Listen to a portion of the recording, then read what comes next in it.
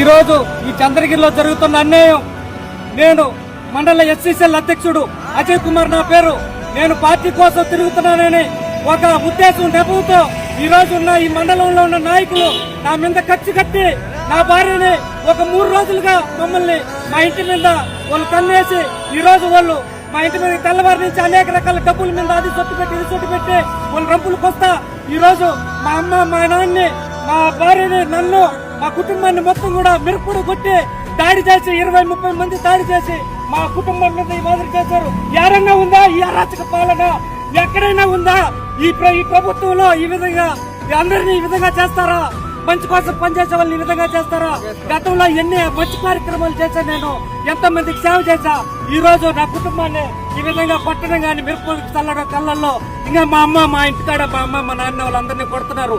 100కి phone చేస్తే కూడా పట్టించుకొని ప్రభుత్వం ఇప్పుడు 100కి ఫోన్ చేసినాం, నిన్న రాత్రి ఫోన్ చేసినాం రాలా. ఈ రోజు వచ్చి మీరు కొన్నారు ఫోన్ అని చెప్పేసి 100కి ఫోన్ చేస్తే పోలీసు వాళ్ళు రెస్పాండ్ కాకుండా పోయినారు అనమాట. ఈ విధంగా ఉంటే మేము ఎట్ట బతకాలా? ఎన్ని రోజులు మేము భయపడి బతకాలా? చిన్న బిడ్డను కూడా తెచ్చుకోండి నా భార్యను కూడా ఈ రోజు వాళ్ళు గుండె మీద తొక్కి నా కళ్ళ ముందరే వాళ్ళు ఈ రోజు పట్టడం జరిగింది. నిన్ను రేపు చేస్తానే లంచా అని చెప్పేసి వాళ్ళంతా వచ్చి నా భార్యను కట్టడం జరిగింది. ఈ దారుణం చూసారా? ఈ గాయాలు, ఈ గోరులు చూసారా? ఈ రక్త గాయాలు చూసారా?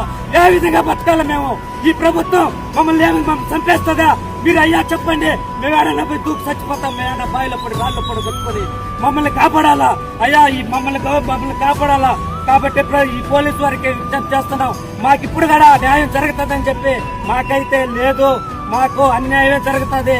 మాకు ఎట్టి పరిస్థితుల్లో న్యాయం జరగదు. మా అమ్మ మా నాయన్ని చంపేస్తున్నా కూడా, ఊర్లో కొడుతున్నా కూడా, మా ఇంటి మీదకి 20 మంది దాడి చేసినా కూడా మమ్మల్ని ఎవరు పట్టించుకోరు.